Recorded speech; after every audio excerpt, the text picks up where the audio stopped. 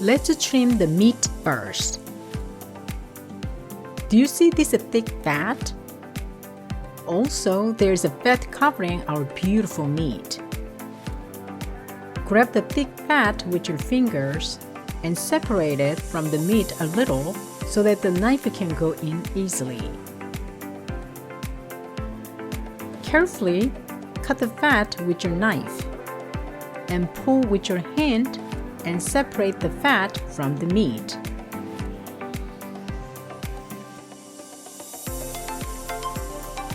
Cut and pull and cut and pull.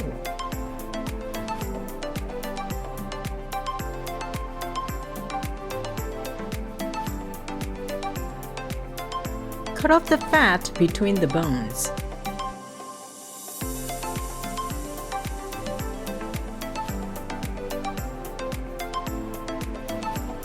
There are membranes on the bones.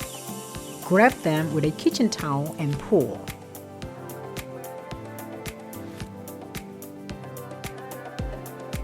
Clean up the bone more with a knife by scraping the bones. We call this French trimming. The culinary term French trim means getting rid of excess fat, meat, and membranes from the individual bones so that the bones can be prominent. The fat on the meat is very thin, so you need to be careful not to cut off our precious meat. Even if you go to a grocery store, it's pretty difficult to find a French trimmed regular lamb.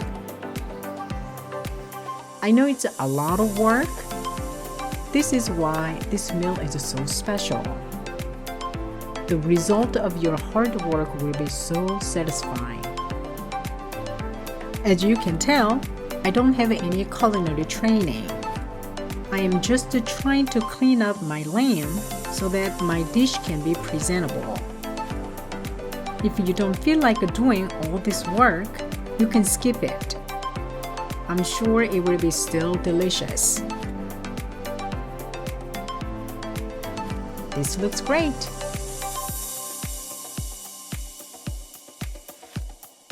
Let's prepare a basil parsley crust mixture. Put basil. Put only leaves. Parsley leaves. And Panko breadcrumbs. And grated Parmesan cheese. Add salt and pepper. And then just pulse.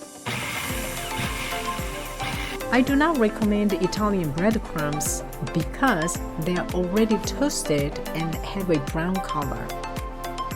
Your crust will look too dark.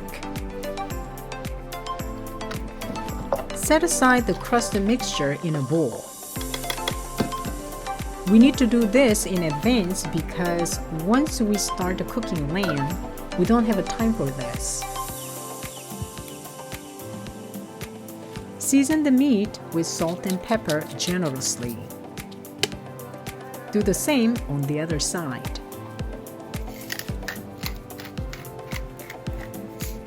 Grab the bone and flip and get all the seasonings on the cutting board.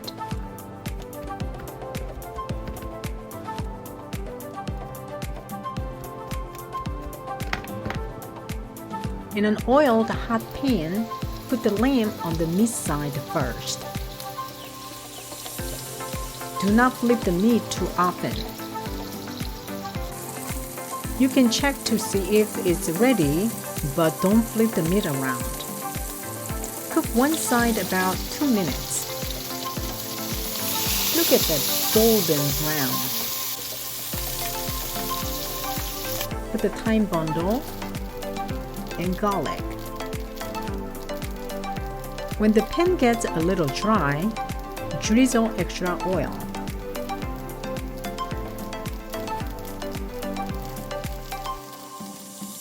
And add butter.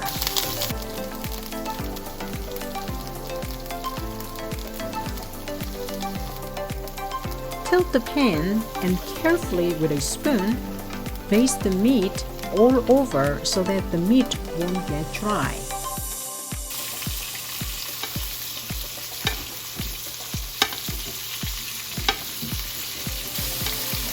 Grab the meat with a tongue and cook the ends as well. We need a good sear. Carefully transfer the meat on a plate. Cover the bones with cooking foil so that bones will not get burned. Preheat the pan again and put the pan in the oven at 450 for 4 to 5 minutes. When you take out the pan, make sure to wear kitchen mittens so that you don't burn yourself. Transfer the meat on a plate and brush Dijon mustard all over the meat.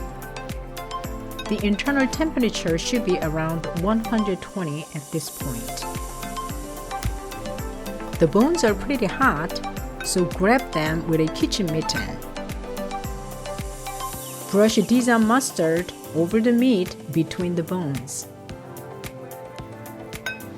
Leave it about 2 minutes and apply mustard again so that the crust mixture can stick to the meat. Transfer the meat to the crust mixture. Grab the breadcrumbs and sprinkle over the meat. Gently pat. Do the other side.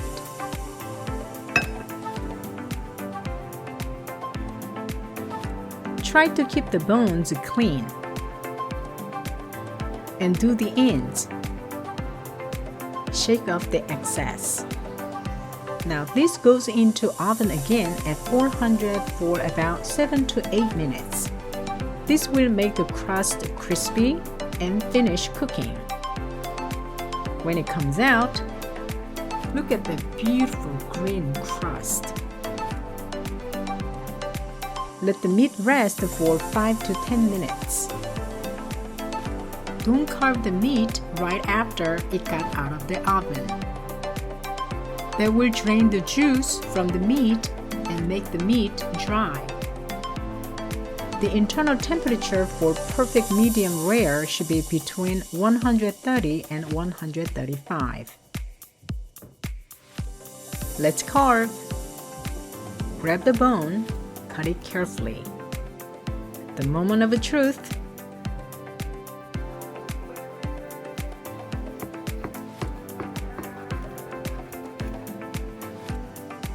I mean, look at this. Look at the beautiful pink.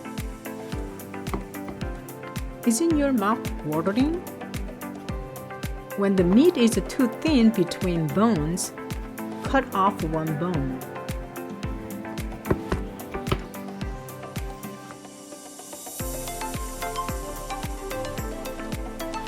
Let's plate.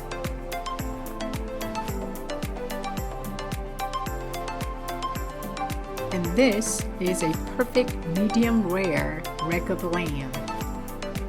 Serve with glazed carrots and fondant potatoes. This one is rare. The internal temperature is about 125. This one is a medium. The internal temperature is around 145. It's up to you how rare or well done you cook your meat. Bon appetit!